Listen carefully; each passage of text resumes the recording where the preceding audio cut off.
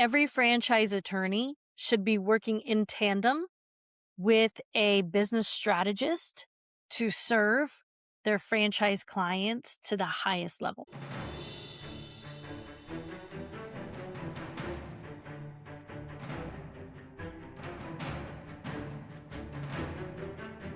I just got back from the legal symposium, the IFA legal symposium in DC a few weeks ago, and I love the legal community inside franchising.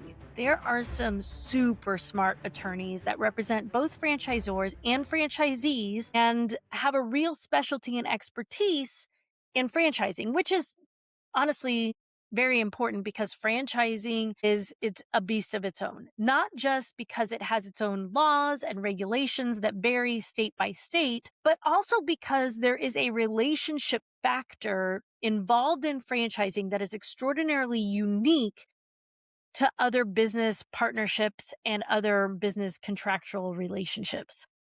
And so I love talking franchising with all the attorneys out there.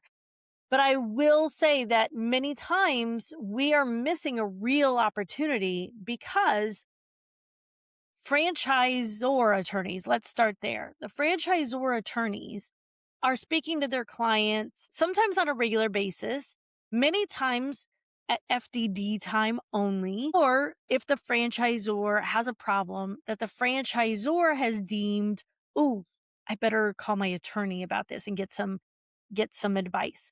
But the reality is that attorneys do not have the synonym name of counselor just because. Attorneys are meant to be counselors to their clients. We are meant to counsel our clients not just on the legal decision that they need to make and put what words we want into a contract, but on the best way to approach a strategy, the best way to get to a solution that we want to get to. And I truly believe that every attorney in franchising is doing their best at that. But I do see some gaps that are happening in the franchising world in regards to that. And one of the gaps is that franchisors, really any client, it doesn't have to be a franchisor, but in this case, let's talk franchisors, are not always identifying a decision that they're making in an operational matter in their business as one that they need to go get counsel from their attorney on. They're thinking, okay, I can do this because it's in the franchise agreement and it's in our operations manual, so I can do it. And so they just go and they do it. They make a decision and they implement something operationally. And their attorney may never know that they did that. Their attorney may never know how they communicated it to their franchisees. Their attorney may never know how the franchisees received that information, meaning, did they receive it well or did they get angry? The franchisor may never know how the franchisees are implementing that information or that action item, what struggles they're coming up against when they're refusing to implement. In fact, the franchisor may only hear about this when a franchisee refuses to comply. And many times what the franchisor attorney hears is this franchisee is non-compliant. They are not spending the required marketing spend in their territory, and we need to send them a letter. They did not buy the new equipment, and we need to send them a letter. And so that might be the information that they may not hear that the franchisee is not buying the equipment because they found that they could buy it for 30% cheaper on Amazon. That's important information. Why? Because one of the benefits of being a franchisee is supposed to be bulk purchasing power, which means you should be able to buy everything you need for your business cheaper through your franchisor than you could ever buy it on your own individually from the public market. That's a benefit. So how does that happen? Well, because when the franchisor decides to source the equipment and to do a 30% markup on it so that they can also make a profit at the franchisor level. And then they roll that out to their franchisees and say, you have to buy this equipment. And the franchisee's like, well, why do I have to buy this? Why is it costing me $130 instead of $100 where I could buy it over here? I just want to buy it over here and get it cheaper. No, if you do that, you'll be non-compliant. And so like when that whole chain of events happens, the franchisor has never spoken to the franchise attorney. And what we would like to see is the franchisor goes to the franchise attorney and say, okay, we're going to start rolling out a new piece of equipment. This is how much we're buying it for. This is how much we're going to sell it to franchisees for. Are there any problems with that? But that conversation isn't happening because in the franchise agreement, it says, as we roll out new equipment, you will be required to buy it as long as it's the operations manual, and they go put it in the operations manual.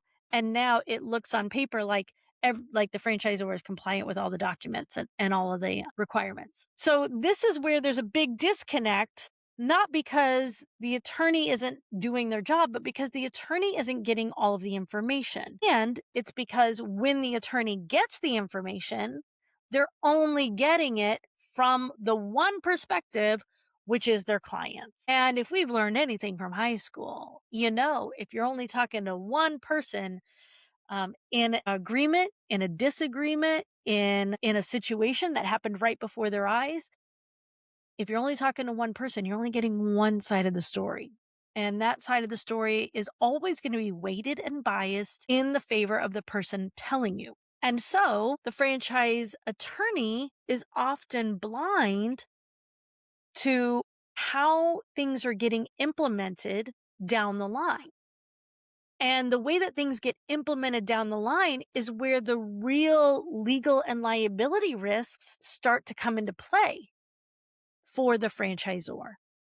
Because if the franchisor, even unintentionally, takes advantage of the franchisee, they could be opening up legal claims and litigation claims. Now, how would a franchisor unintentionally take advantage of a franchisee?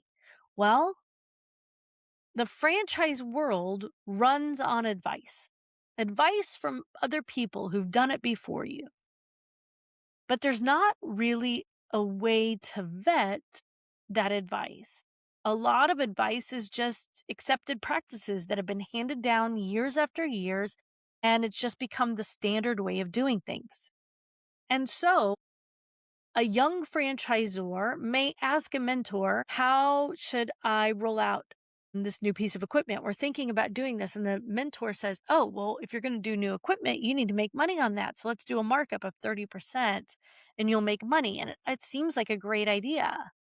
And it seems like it's coming from a good source. But what that new young franchisor may not know is that over the course of 30 years that this person was a franchisor, their mentor was a franchisor, they were sued multiple times by their franchisees, or their franchisees filed complaints with the FTC, or they contributed to the unhappy franchisee website and told their stories about how unsatisfied they were being the franchisee of that system. And we see this happen again and again in franchising because people don't leave franchising. They just move to different brands. And so this is a place where franchise attorneys can have a huge impact when working with a business strategist that's also working with the franchisor. So like someone like myself, when I'm working with a franchisor, what we're doing is I want to understand what they really want to accomplish. Yes, what they want to accomplish for the brand, what that franchisor wants to accomplish for themselves, and what they want to see their franchisees accomplish through being owners of individual units in the brand. We always have to start with the end in mind, right? We know if you've been a listener to this podcast for long that we call that swag, right? What's the sanity, wealth, and gratitude? What's the sanity, wealth, and gratitude for the franchisor? What does that look like in the future? What does it look like for the franchisees from the franchisor's perspective? And then also, what does it look like as a brand, as a whole unit? We got to know that first. Then we have to have a very clear understanding of how are we implementing the things that are in the FDD and franchise agreement? So that takes going through the FDD and franchise agreement and asking hundreds of questions, not just questions about what are you doing? How do you want to do this? But having the knowledge about how these things trickle down and affect franchisees. See, that's the difference is because I work with franchisees every single day and I understand the legal side. When I'm talking to a franchisor about their intentions and how they want their brand to run, I'm also providing to them potential ripple effects and the way that certain things will be perceived by franchisees, and then helping them strategize alternatives to accomplish the same goal, but to do it without alienating their franchisees or causing friction to them in any way. Now, of course, you're still going to have franchisees who are non compliant. You're still going to have franchisees who just don't want to do it the way that the brand does it. And that is usually because we chose the wrong franchisee. We chose someone who looks great on paper. Maybe they even are a great person. They're always great people, but they've got that switch in their brain that just tells them, I know how to do it better. And those people aren't going to want to follow the everything you tell them to do because they think that they know how to do it better or that they can do it better. They can find a better way. So that happens as well. But for the majority, if you have a strategist working with that franchisor to ensure that everything that they want to put in place is going to strengthen the franchisee relationship with the franchisor and not put it in danger, and then take that back to the franchise attorney and have that conversation and say, okay, here's what we've decided and the way that we're going to operate and the way that we're going to do these things. Then you can write documents that support the operations, and you can have that open communication between all the parties every time there's a new strategy going into place. And that's what's missing, is that attorneys aren't involved when they're putting into place the day-to-day operational strategies over the entire year between the dates of FDD updating. And the reason that this came to light, one of the reasons this came to light when I was at the legal symposium, is I was having a conversation in the hallway with a friend, which by the way is where the best conversations happen at all conferences. And we had just gotten done watching two amazing franchise litigation attorneys battle each other on stage. One took the position, advocating for the franchisee. One took the position advocating for the franchisor. They picked a topic. They went head to head. It was an entertaining show for all. And when it was done, my friend, who's a franchisor attorney, turned to me and she said, that was fun, but that franchisee attorney, he's always, just perpetuating these mischaracterizations of what happens in franchising.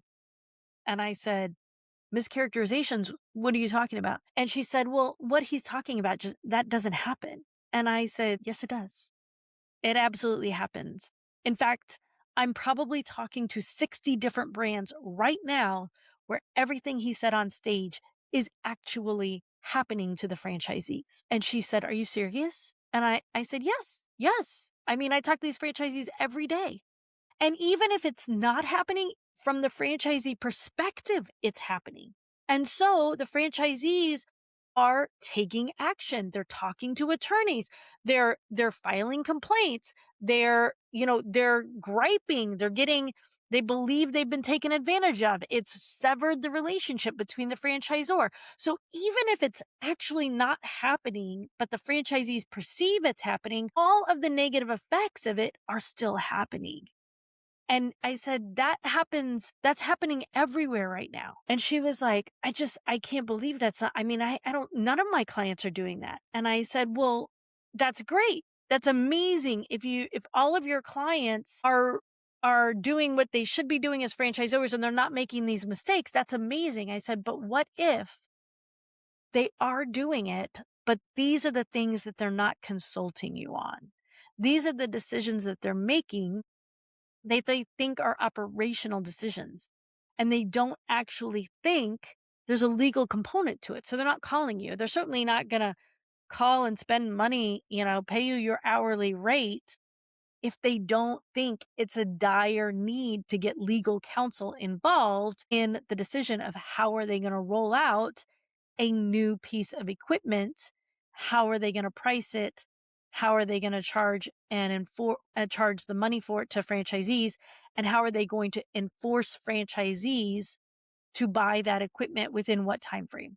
If they don't think that the decision on the front end is part of the legal is a conversation to have with their legal counsel, they aren't having that conversation with you. And then you're only hearing about it when a franchisee refuses to buy that piece of equipment and is, quote, non-compliant. And that was a very eye-opening conversation for her because she truly believed that this wasn't happening based on her experience in franchising. And that's my point.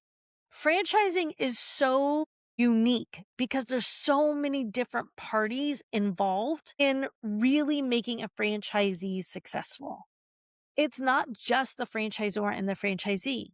It's the suppliers that help the franchisee with all other aspects of their business, like payroll and like background checks and the marketing, right?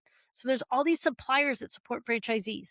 There's suppliers that support franchisors, like real estate suppliers and compliance, tracking different documents and CRMs, right? All of those suppliers supporting franchisors.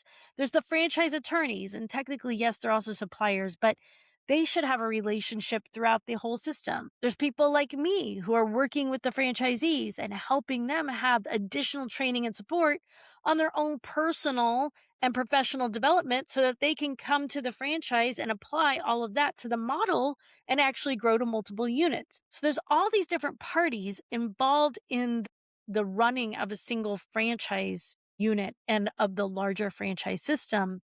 And when we're not understanding the relationships between all of the different parties on a daily basis and how one move by one party has ripple effects with through all of the other pieces. If we don't understand that, then we're making decisions and we're advising the franchisor or the franchisees in a silo. And our advice could be good advice on the surface, but then results in hiccups as it gets implemented. Or we're helping them not take our advice, not even seek out our advice because they can't identify when the advice is needed versus when someone else is because they have all of these different relationships. And so when it comes to a franchise attorney, one of the best things that you can do is partner with a business strategist so that someone like me, and it doesn't have to be me, someone like me is working with the franchisor and the franchisees, understanding all these little nuances and inner workings and how all these little, you move a lever here and it makes something pop out over there. And then you got to move that lever, right? It's like whack-a-mole. You whack a mole over here and another one pops over there, right? So somebody's got to have their eye on that, on all of that, and have a neutral perspective. Because when you're talking to the franchisor, who presumably has their eye on all of that, you're only getting the information through that franchisor lens, which inevitably is advocating for a particular operational move and is dismissing or minimizing the risks of that because it's what they want to do, right? When we want to do something, we can talk ourselves into doing it. We can talk ourselves out of all of the risks around, oh, that's not going to happen. They'll be fine with it, right? Oh, the franchisees will be fine with it. We'll just make them do it. We'll just force them to do it. We'll pull it out of their account. If they don't want to pay for it, we'll just take the money out and send them the piece of equipment, right? That's how we'll get over that, right? So we just talk ourselves out of all the risks or out of all of the ways it could go wrong because that's what we want to do. So when you have a third party and it's unbiased, then you can come to the right solution that benefits everybody and we make it a win-win-win everywhere. So I would encourage every franchise attorney to work with a business strategist, and every franchisor, that could be part of the relationship with your attorney, is then you have a business strategist who's helping you, advise you on all these little minutia, and making sure we're consulting the franchise attorneys when we need to be, and really building the strongest, best operating system we can for our franchisees and our communities. Thanks for tuning in to the Ask April Porter podcast. If you found value in today's episode, subscribe, leave a review, and share it with your fellow franchisees and small business owners. To access the resources I mentioned during this episode, check out our show notes.